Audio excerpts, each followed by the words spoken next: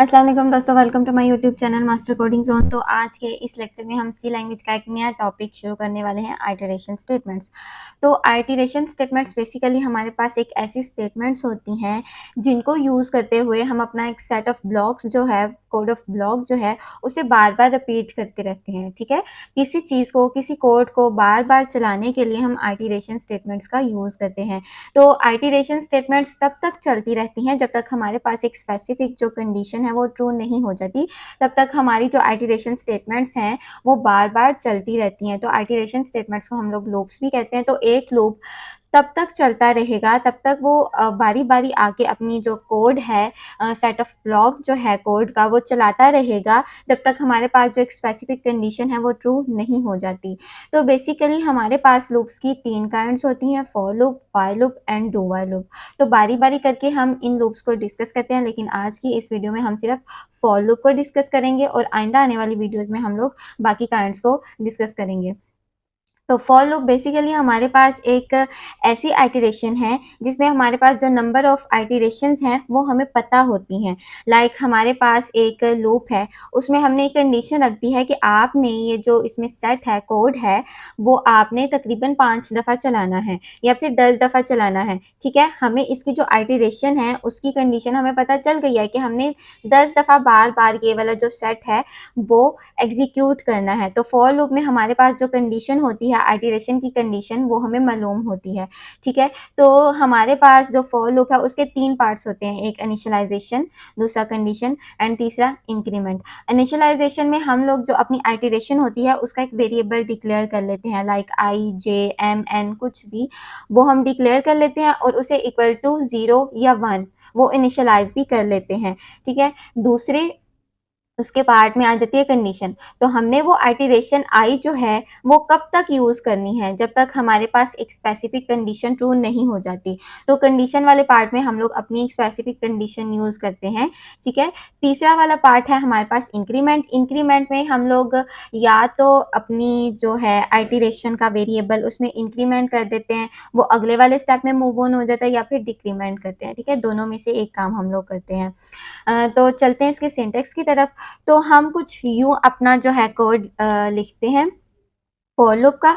तो सबसे पहले हम यहाँ पर फॉर लूप की कीवर्ड को यूज़ करते हैं, देन ब्रैकेट लगा के इनिशियलाइजेशन। यहाँ पर हम कोई भी एक वेरिएबल लेंगे और उसे इक्वल टू 0 या 1 रखेंगे। वो हमारी मर्जी है कि हम 0 से अपनी आइटरेशंस को चलाना चाहते हैं या 1 से चलाना चाहते हैं। ठीक है, दूसरा वाला पार्ट आ जाता है सेमीकोलन के बाद कंडीशन। कंडीशन में हम लोग यहाँ पर अपनी एक स्पेसिफिक कंडीशन यूज़ करते हैं जब तक हमने ये अपनी आइटरेशंस यूज़ करनी है।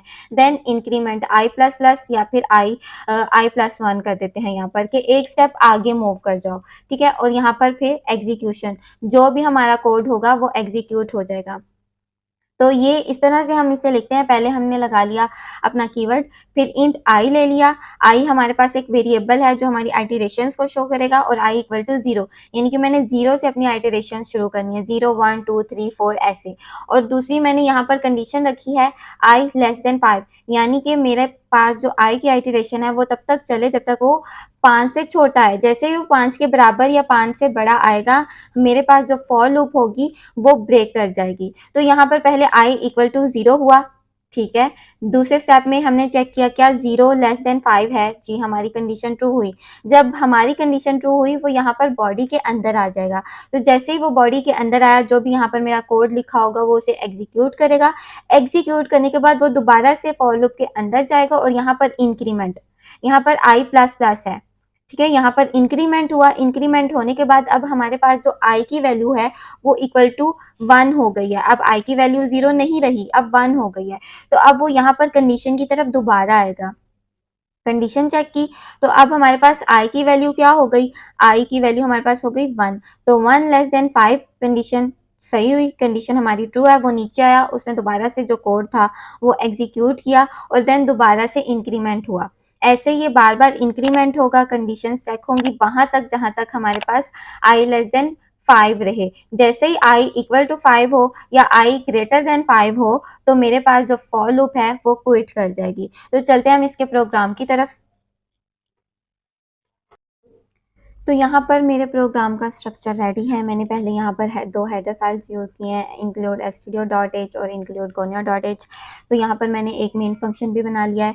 तो सबसे पहले तो मैं चाहती हूँ कि मेरे पास एक स्टेटमेंट है, वो प्रिंट होनी चाहिए 5 दफ़ा, ठीक है। और वो मेरी स्टेटमेंट है मास्टर कोडिंग जोन। मैंने एक स्टेटमेंट वो 5 दफ़ा प्रिंट करनी है। तो सबसे पहले मैंने यहाँ पर फॉर लूप का कीवर्ड लिखा, ब्रैकेट लगाई, इनिशियलाइजेशन मैं करूँगी पहले स्टेप में। तो इंट हमने एक डाटा टाइप ले ली और आई इक्वल टू 0। आप चाहे तो यहाँ पर 1 भी रख सकते हैं, ठीक है। तो आई इक्वल टू 0 मेरी पहला स्टेप हो गया। दूसरे स्टेप में मैंने कंडीशन देनी है। तो मैं चाहती हूँ कि मेरी जो आइटरेशन है वो 5 दफ़ा चले, 0 से लेके 4 तक, 0 1 2 3 एंड 4। तो टोटल कितनी आइटरेशंस मेरी हो गई? 5, ठीक है। तो आई लेस देन 5 और यहाँ पर आई प्लस प्लस। तीसरा मेरा पार्ट है इंक्रीमेंट का। तो यहाँ पर मैंने जो फॉर लूप का वो सिंटैक्स वो लिख दिया। अब मैं चाहती हूँ यहाँ पर मेरी एक स्टेटमेंट प्रिंट हो, मास्टर कोडिंग जोन, ठीक है। तो मैं ये चाहती हूँ कि ये मेरी जो स्टेटमेंट है वो 5 दफ़ा प्रिंट हो। तो पहले जो आइटरेशन है वो आई इक्वल टू 0 है, ठीक है। तो यहाँ पर आया, उसने चेक किया क्या हमारे पास आई लेस देन 0 है। तो 0 less than sorry I less than 5 है जी, मेरे पास 0 लेस देन 5 है। कंडीशन ट्रू हुई, वो नीचे आया। नीचे आने के बाद जो बॉडी में यहाँ पर मेरी स्टेटमेंट है वो प्रिंट हो जाएगी एक दफ़ा, ठीक है। मेरी 0 वाली आइटरेशन ट्रू हो जाएगी। फिर जब एक दफ़ा ये मेरा काम हो गया, वो यहाँ पर इंक्रीमेंट होगा दोबारा से। इंक्रीमेंट होने के बाद अब मेरे पास आई की वैल्यू क्या हो गई? 1 हो गई।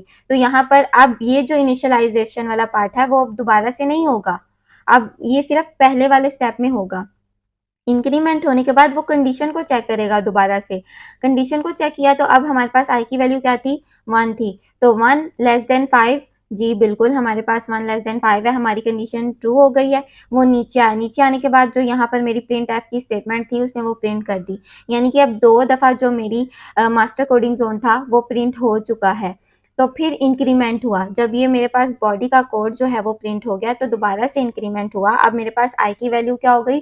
2 हो गई। तो जैसे ही मेरे पास आई की वैल्यू 2 हुई तो यहाँ कंडीशन में आया, उसने चेक किया क्या मेरे पास 2 लेस देन 5 है? जी बिल्कुल मेरे पास 2 लेस देन 5 है। तो जैसे ही मेरी कंडीशन ट्रू हुई वो नीचे आ गया यहाँ पर और उसने दोबारा से वाली स्टेटमेंट प्रिंट कर दी। ऐसे ही ये जो मेरी स्टेटमेंट है वो 5 दफ़ा प्रिंट होगी। तो चलते हैं हम अपने प्रोग्राम की तरफ, इसे रन करके देखते हैं। तो सबसे पहले हम इसे सेव कर लेते हैं। तो यहाँ पर आप देख सकते हैं कि यहाँ पर जो मास्टर कोडिंग जोन था वो 5 दफ़ा प्रिंट हो चुका है, लेकिन ये सारे का सारा एक ही लाइन में प्रिंट हुआ है। तो हम चाहते हैं ये हमारे पास नेक्स्ट लाइन में मूव होता जाए, अगली लाइन में जाके ये प्रिंट हो। तो हम यहाँ पर \n यूज़ कर लेते हैं और इसे दोबारा से रन करके देखते हैं। यहाँ पर आप देख सकते हैं कि अब मास्टर कोडिंग जोन अलग अलग लाइन में प्रिंट हुआ है, ठीक है। ये टोटल 5 दफ़ा प्रिंट हुआ है। तो जैसे मेरी पहली आइटरेशन चली थी तो उसने पहली दफ़ा ये मेरा जो है स्टेटमेंट प्रिंट कर दी। फिर दूसरी आइटरेशन चली, उसने दूसरी दफ़ा प्रिंट किया। जब तीसरी आइटरेशन चली, आई इक्वल टू 3 हुआ तो उसने तीसरी दफ़ा इसे प्रिंट किया। इसी तरह उसने ये 5 दफ़ा प्रिंट कर दिया। तो ये था मेरा आज का लेक्चर जिसमें मैंने डिस्कस किया फॉर लूप को। उम्मीद करती हूँ कि आपको मेरा आज का ये लेक्चर समझ आया होगा और पसंद भी आया होगा। अगर तो आपको मेरी आज की वीडियो पसंद आई है तो प्लीज़ इसे लाइक करें और अपने दोस्तों के साथ शेयर करें और सब्सक्राइब करना मत भूलिएगा। आइंदा आने वाली वीडियो में हम आइटरेशन स्टेटमेंट्स को मज़ीद डिस्कस करेंगे। तब तक के लिए अल्लाह हाफ़िज़।